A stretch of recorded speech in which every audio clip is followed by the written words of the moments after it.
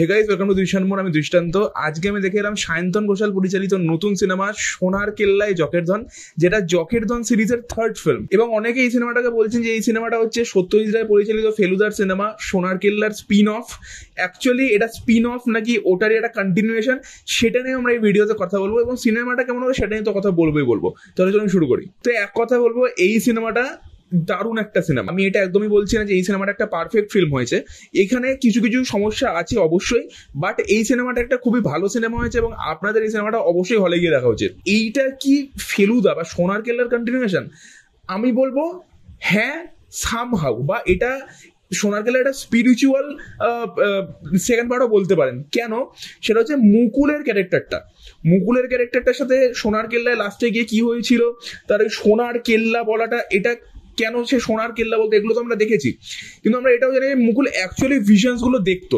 এবার এখানে আমরা দেখতে পাচ্ছি যে কেন মুকুলের ভিশনস গুলো দেখতো এবং মুকুলের অ্যাকচুয়াল আইডেন্টিটিটা কি, এই জিনিসটা আমরা এই সিনেমাতে দেখছি। এবং তার সাথে আরো অনেক ক্যারেক্টার্স আসে, প্রচুর টুইস্ট অ্যান্ড টার্নস আসে, এবং যে জকের ধনটা বা যেখানে আমরা পাথরটার কথা এখানে দেখছি ট্রেলারে, ওই পাথরটা কি, তো সেই জিনিসগুলো সিনেমাটা দেখতে পাবেন। এবং একটা খুবই ভালো স্ক্রিন প্লে মেনটেন করে এই সিনেমাটা বানানো হয়েছে। সিনেমাতে যেখানে যেখানে টুইস্ট অ্যান্ড টার্নস আসে, যেখানে যেখানে পুরো প্লটস গুলো ধাঁধাগুলো সলভ হয়, জিনিসগুলো অ্যাকচুয়ালি ভালো। এবার আমি আসবো এই সিনেমার পজিটিভ এবং নেগেটিভ পয়েন্টে। সবার আগে পজিটিভ পয়েন্ট প্রথম আসে এই সিনেমার স্টোরি এবং স্ক্রিন প্লে। স্টোরি এই সিনেমার বেশ ভালো। আমি এটা বলছি না যে সাগরদ্বীপে জকের ধনের মতো অত ভালো লেভেলের হয়েছে, বাট অবশ্যই এই স্টোরিটাও যথেষ্ট ভালো। যেভাবে এখানে সোনার কেল্লাকে ইনকর্পোরেট করা হয়েছে, সোনার কেল্লা যে ইনসাইড সোনার কেল্লা মানে জয়সলমের ফোর্ট, সেখানের আলাদা আলাদা জায়গা, তারপর ধরুন কুলধারা যে গ্রাম, যে haunted village of Jaisalmer Kuldhara, সেই গ্রামটার অরিজিনাল গল্পটার সাথে এখানে যেভাবে সেটাকে ইনকর্পোরেট করা হয়েছে, এই জিনিসগুলো বেশ ভালো। এবং স্ক্রিন প্লে সিনেমাটা সত্যিই ভালো, যথেষ্ট এনগেজিং, একটা জায়গাতে বোর করবে না। এবং এমনও মনে হবে না যে এই সিনটা এখানে কেন আসছে, এটার কোনো দরকার ছিল না। 2 ঘন্টা 15 মিনিটের সিনেমা, বেশ ভালো স্ক্রিন প্লে মেনটেন করে। এবং ওই যে একটা উত্তেজনা, যে একটা বেসিক থ্রিল, বা ধরুন যেখানে আমরা একটা অ্যাডভেঞ্চার দেখছি, হ্যাঁ, বা একটা ইনভেস্টিগেশন দেখছি, ওই জিনিসটাই কিন্তু মেনটেন করে। এবং মুকুলের ক্যারেক্টারটার মধ্যে হচ্ছে মিস্টিরিয়াস ব্যাপারটা সত্যজিৎ রায় ওই সিনেমাটাই মেনটেন করেছিলেন সোনার কেল্লাতে, এখানেও কিন্তু সেই জিনিসটা সায়ন্তন ঘোষাল বেশ ভালোভাবেই মেনটেন করতে পেরেছেন। দ্বিতীয়ত হচ্ছে এই সিনেমার মিউজিক। এখানে রাজস্থানী মিউজিকটাকে প্রচন্ড ভালোভাবে ফুটিয়ে তুলেছেন অনুপম রায়ান টিম, এবং তার সাথে সত্যজিৎ রায়ের যে ওই সোনার কেল্লার যে ওজি মিউজিক, সেটাকে একটা সুন্দরভাবে ইনকর্পোরেট করেছেন। আমি এটা বলছি না যে একদম কপি করে বসিয়ে দিয়েছেন, নো, বাট ওখান থেকে ইন্সপিরেশন নিয়ে এখানে বেশ ভালোভাবে মিউজিকের কাজটা হয়েছে। এবং যেখানে যেখানে যেরকম মিউজিক দরকার সেখানে সেখানে সেরকম মিউজিক আছে, এবং ওই সিনগুলোকে মিউজিকটা যথেষ্ট পরিমাণে এলিভেট করতে পেরেছে। 3 নম্বর হচ্ছে এই সিনেমার যে পাজেলগুলো বা যে ধাঁধাগুলো দেয়, মা লক্ষ্মীর ব্রত, সেটা ভাদ্র মাসের ব্রত বলুন বা পৌষ মাসের ব্রত বলুন, এই জিনিসগুলোকে এই সিনেমা আমাদের মনে হয় বাংলা সিনেমাতে প্রথমবার দেখিয়েছে এবং বেশ ভালোভাবেই দেখিয়েছে। সেই ধাঁধাগুলোকে যেভাবে ইউজ করেছে সেগুলো বেশ ভালো, এবং সেখান থেকে যে পাজেলস গুলো আসছে ধীরে ধীরে যখন পাজেলগুলো সলভ হচ্ছে, সেই বিষয়গুলো কিন্তু বেশ ভালো ছিল। 4 নম্বর হচ্ছে টুইস্ট অ্যান্ড টার্নস, যেটা ক্লাইম্যাক্সের টুইস্ট অ্যান্ড টার্নস আসে লাস্ট আধ ঘন্টা ধরে, ওইগুলো প্রচন্ড ওয়েল টাইমড এবং খুব ভালোভাবে ওয়ার্ক করে। এবং ওই যে টুইস্ট অ্যান্ড টার্নস গুলো আসছে সেগুলো কিন্তু বেশ ভালো এবং অনেক জায়গায় আনএক্সপেক্টেডও ছিল। তার উপর এখানে একটা বেশ ভালো মেসেজ দিয়েছে লোভ নিয়ে। হ্যাঁ, অনেকে হয়তো সেটাকে বুঝতে পারবেন না, বাট ইনডাইরেক্টলি এই মেসেজটা এখানে দেওয়া হয়েছে, সেই জিনিসটা আমার বেশ ভালো লেগেছে।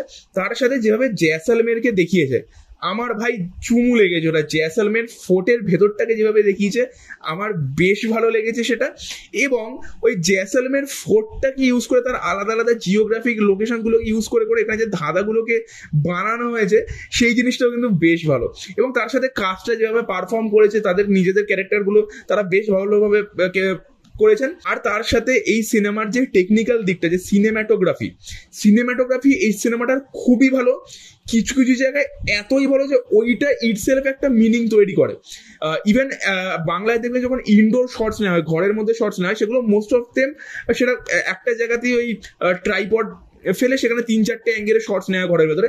এখানে সেটা করা হয়নি। এখানে ঘরের ভেতরে শর্টস গুলো কিন্তু বেশ ভালোভাবে মোশনালি দেখানো হয়েছে। এই সিনেমাটাকে দেখে ফিলটা হয়েছে আমরা একটা সিনেমা দেখছি নাকি একটা বড় পর্দায় সিরিয়াল। জকের জন সিরিজের যে আগের যে দুটো সিনেমা, আমি ওই লেভেলে বলছি যে ওই লেভেলে যায়নি সিনেমাটা একদমই, সাগরদ্বীপ লেভেলেও যায়নি, বাট সেই হিসেবেও সোনার কেল্লা জকের জন নিজের জায়গা থেকে স্ট্যান্ডার্ড হিসেবে কিন্তু এই সিনেমাটা যথেষ্ট একটা ভালো সিনেমা হয়েছে এই প্রত্যেকটা ক্ষেত্রে। এবার আমি আসবো নেগেটিভ পয়েন্টে। আমার কাছে সিনেমাটার একটাই নেগেটিভ পয়েন্ট আছে, সেটা হচ্ছে মাঝখানে সিনেমাটা একটু ডাল হয়ে যায়। এর ডাল হওয়ার কারণটা দেখুন, অনেকেই জিনিসটা ফিল করবে না, বাট আমি এটা ফিল করেছি যে ধরুন যেখানে ডাল হচ্ছে ওখানে হচ্ছে দুটো প্রথমে যে ধাঁধা আসে, একদম প্রথমে ধাঁধা দুটো, ওই ধাঁধা দুটো না হঠাৎ করে আসে, ঠিক আছে, কিন্তু ওই ধাঁধাগুলোকে যেভাবে সলভ করছে that is very easily, like this, মানে একটা চুটকিতে ধাঁধা সলভ হয়ে যাচ্ছে।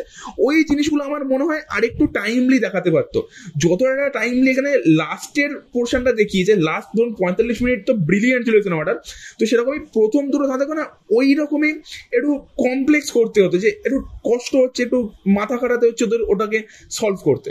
ওটা করলে এটা আরেকটু বেশি ইম্প্যাক্টফুল হতো। এবং কিছু কিছু জায়গায় যেহেতু একটু তাড়াহুড়ো করা হয়েছে, তো ওই ড্রামাগুলো মানে ইমোশনাল ড্রামা বা ইমোশনাল পোর্শন গুলো ওগুলো ফুটে ওঠেনি, ওটা আরেকটু ফুটে উঠতে পারতো। এই একটাই নেগেটিভ পয়েন্ট আমার লেগেছে, বাকি সবই আমার পজিটিভ পয়েন্ট লেগেছে। ইভেন আরেকটা জিনিস যেটা আমি হয়তো পজিটিভ পয়েন্টে বলতে ভুলে গেলাম, সেটা হচ্ছে স্ক্রিন প্লের যে জায়গাটা আছে।